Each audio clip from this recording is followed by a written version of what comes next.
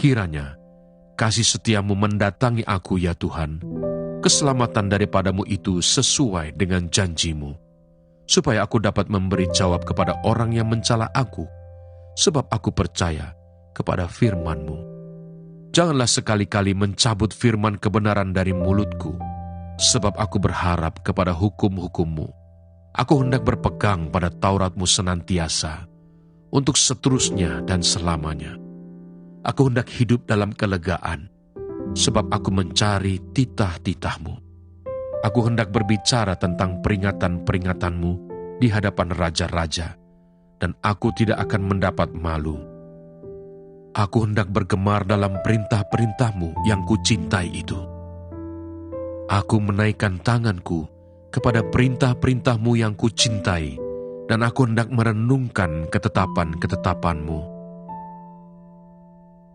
Surat Paulus yang pertama kepada Timotius.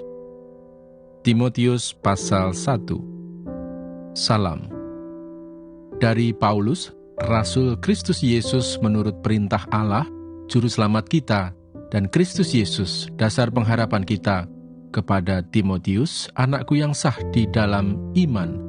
Kasih karunia, rahmat dan damai sejahtera dari Allah Bapa dan Kristus Yesus, Tuhan kita, menyertai engkau. Mengenai ajaran sesat. Ketika aku hendak meneruskan perjalananku ke wilayah Makedonia, aku telah mendesak engkau supaya engkau tinggal di Efesus dan menasihatkan orang-orang tertentu agar mereka jangan mengajarkan ajaran lain ataupun sibuk dengan dongeng dan silsilah yang tiada putus-putusnya, yang hanya menghasilkan persoalan belaka dan bukan tertib hidup keselamatan yang diberikan Allah dalam iman. Tujuan nasihat itu ialah kasih yang timbul dari hati yang suci, dari hati nurani yang murni, dan dari iman yang tulus ikhlas. Tetapi ada orang yang tidak sampai pada tujuan itu, dan yang sesat dalam omongan yang sia-sia. Mereka itu hendak menjadi pengajar hukum Taurat, tanpa mengerti perkataan mereka sendiri, dan pokok-pokok yang secara mutlak mereka kemukakan. Kita tahu bahwa hukum Taurat itu baik kalau tepat digunakan, yakni dengan keinsafan bahwa hukum Taurat itu bukanlah bagi orang yang benar, melainkan bagi orang durhaka dan orang lalim, bagi orang fasik dan orang berdosa, bagi orang duniawi dan yang tak beragama, bagi pembunuh bapa dan pembunuh ibu, bagi pembunuh pada umumnya, bagi orang cabul dan pemburit, bagi penculik, bagi pendusta, bagi orang makan sumpah, dan seterusnya segala sesuatu yang bertentangan dengan ajaran sehat yang berdasarkan Injil dari Allah yang mulia dan maha bahagia, seperti yang telah dipercayakan kepadaku. Ucapan syukur atas kasih karunia Allah. Aku bersyukur kepada Dia yang menguatkan aku, yaitu Kristus Yesus, Tuhan kita, karena Ia menganggap aku setia dan mempercayakan pelayanan ini kepadaku. Aku yang tadinya seorang penghujat dan seorang penganiaya dan seorang ganas, tetapi aku telah dikasihaninya, karena semuanya itu telah kulakukan tanpa pengetahuan, yaitu di luar iman. Malah kasih karunia Tuhan kita itu telah dikaruniakan dengan limpahnya kepadaku, dengan iman dan kasih dalam Kristus Yesus. Perkataan ini benar dan patut diterima sepenuhnya. Kristus Yesus datang ke dunia untuk menyelamatkan orang berdosa, dan di antara mereka, akulah yang paling berdosa. Tetapi justru karena itu, aku dikasihani, agar dalam diriku ini, sebagai orang yang paling berdosa, Yesus Kristus menunjukkan seluruh kesabarannya. Dengan demikian aku menjadi contoh bagi mereka yang kemudian percaya kepadanya dan mendapat hidup yang kekal. Hormat dan kemuliaan sampai selama-lamanya bagi Raja segala zaman, Allah yang kekal, yang tak nampak, yang esa. Amin. Tugas Timotius. Tugas ini kuberikan kepadamu, Timotius anakku, sesuai dengan apa yang telah dinubuatkan tentang dirimu, supaya dikuatkan oleh nubuat itu, engkau memperjuangkan perjuangan yang baik dengan iman dan hati nurani yang murni. Beberapa orang telah menolak hati nuraninya yang murni itu, dan karena itu kandaslah iman mereka. Di antaranya Himeneus dan Alexander, yang telah kuserahkan kepada iblis. supaya jera mereka menghujat. Firman Tuhan datang kepada Yeremia bunyinya, "Sesungguhnya, akulah Tuhan, Allah segala makhluk. Adakah sesuatu apapun yang mustahil untukku? Sebab itu beginilah firman Tuhan. Sesungguhnya aku berikan kota ini ke dalam tangan orang-orang Kasdim dan ke dalam tangan Nebukadnezar Raja Babel, dan ia akan merebutnya. Orang-orang Kasdim yang memerangi kota ini akan datang membakarnya dan menghanguskannya, serta dengan rumah-rumah yang di atas sotohnya orang membakar korban kepada Baal dan mempersembahkan korban curahan kepada Allah lain untuk menimbulkan sakit hatiku. Sebab orang Israel dan orang Yehuda hanyalah melakukan yang jahat di mataku sejak masa mudanya. Sungguh, orang Israel hanya menimbulkan sakit hatiku dengan perbuatan tangan mereka. Demikianlah firman Tuhan. Ya, kota ini telah membangkitkan murka dan kehangatan amarahku, mulai dari hari didirikannya sampai hari ini. Sehingga aku harus menyingkirkannya dari hadapanku. Karena segala kejahatan yang dilakukan oleh orang Israel dan orang Yehuda untuk menimbulkan sakit hatiku.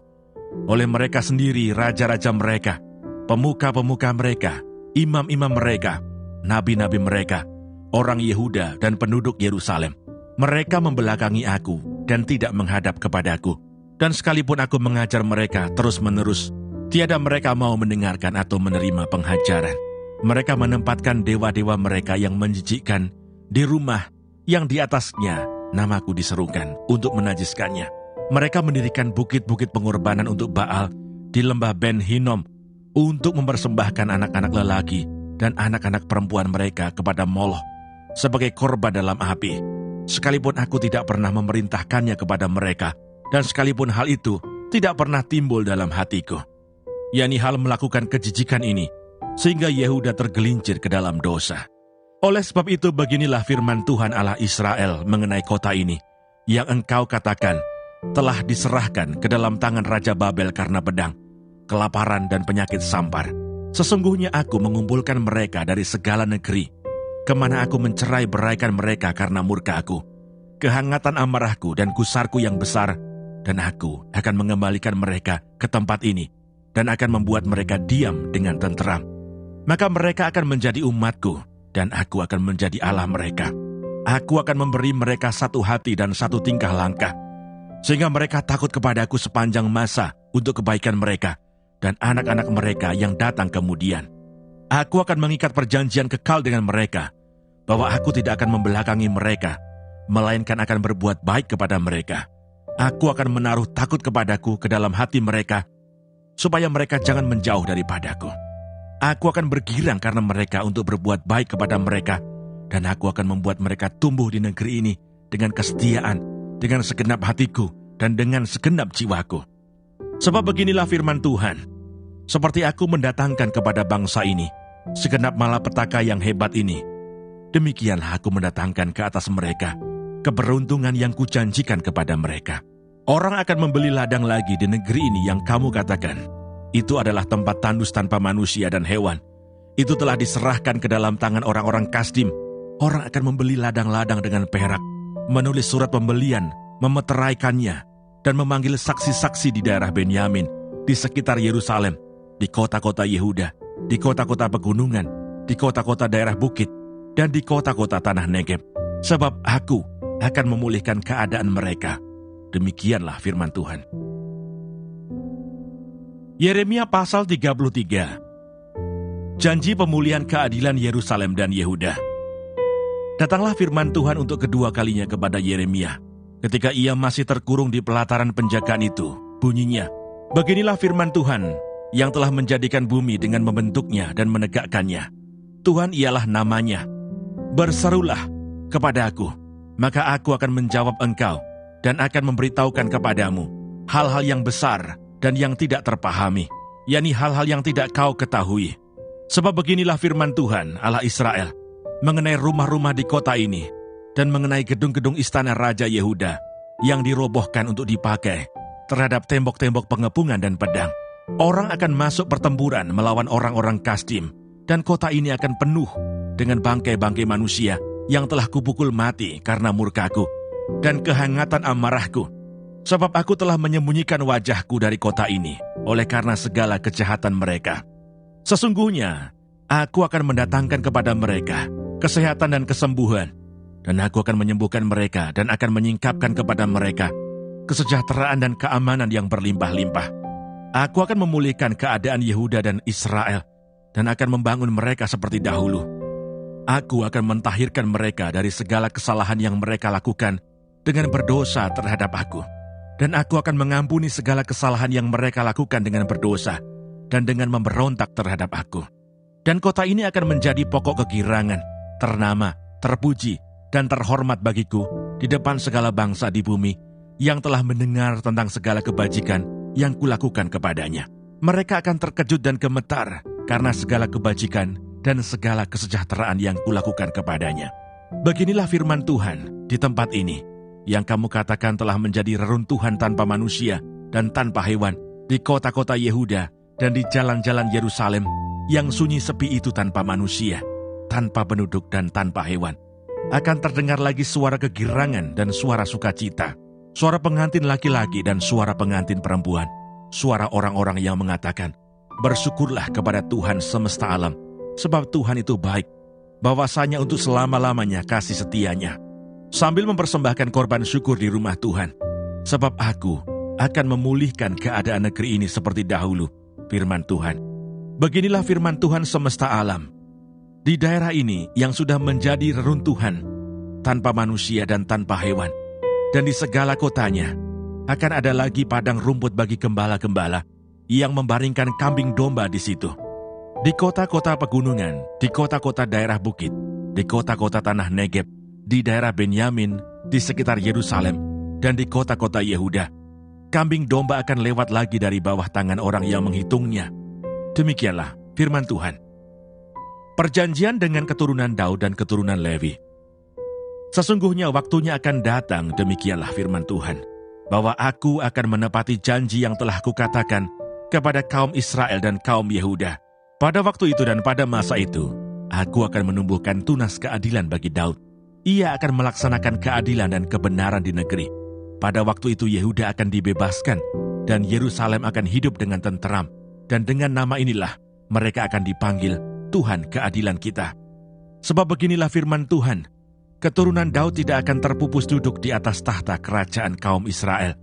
Dan keturunan imam-imam orang Lewi tidak akan terputus mempersembahkan korban bakaran di hadapanku, dan membakar korban sajian, dan mengorbankan korban sembelihan sepanjang masa. Firman Tuhan datang kepada Yeremia bunyinya, "Beginilah firman Tuhan, jika kamu dapat mengingkari perjanjianku dengan siang dan perjanjianku dengan malam, sehingga siang dan malam tidak datang lagi pada waktunya, maka juga perjanjianku dengan hambaku Daud dapat diingkari, sehingga ia tidak mempunyai anak lagi yang memerintah di atas tahtanya. Begitu juga perjanjianku dengan orang-orang Lewi, yakni imam-imam yang menjadi pelayanku. Seperti tentara langit tidak terbilang, dan seperti pasir laut tidak tertakar, demikianlah aku akan membuat banyak keturunan, hambaku Daud dan orang-orang Lewi yang melayani aku." Firman Tuhan datang kepada Yeremia bunyinya, "Tidakkah kau perhatikan apa yang dikatakan orang-orang ini? Kedua kaum keluarga yang dipilih Tuhan itu telah ditolaknya. Dengan demikian mereka menghina umatku, dianggapnya bukan suatu bangsa lagi. Beginilah firman Tuhan, jika aku tidak menetapkan perjanjianku dengan siang dan malam, dan aturan langit dan bumi, maka juga aku pasti akan menolak keturunan Yakub dan hambaku Daud, sehingga berhenti mengangkat dari keturunannya orang-orang yang memerintah atas keturunan Abraham, Ishak dan Yakub, sebab aku akan memulihkan keadaan mereka dan menyayangi mereka." Yeremia pasal 34. Yeremia memberitahukan nasib terakhir Raja Zedekia. Firman yang datang dari Tuhan kepada Yeremia ketika Nebukadnezar Raja Babel dan segala tentaranya, segala kerajaan di bumi yang di bawah pemerintahannya, dan segala bangsa berperang melawan Yerusalem dan segala kotanya. Beginilah firman Tuhan Allah Israel, "Pergilah berbicara kepada Zedekia Raja Yehuda, katakan kepadanya, beginilah firman Tuhan, sesungguhnya aku menyerahkan kota ini ke dalam tangan Raja Babel, supaya dihanguskannya dengan api. Dan engkau sendiri tidak akan luput dari tangannya, melainkan akan pasti tertangkap dan diserahkan ke dalam tangannya. Engkau akan melihat Raja Babel mata berhadapan mata, dan ia akan berbicara dengan engkau mulut berhadapan mulut. Kemudian engkau akan pergi ke Babel. Namun demikian dengarlah firman Tuhan, hai Sedekia, Raja Yehuda. Beginilah firman Tuhan mengenai engkau. Engkau tidak akan mati oleh pedang. Engkau akan mati dengan damai.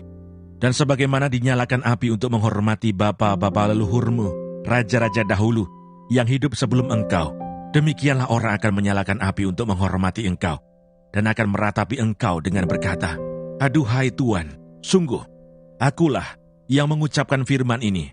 Demikianlah firman Tuhan.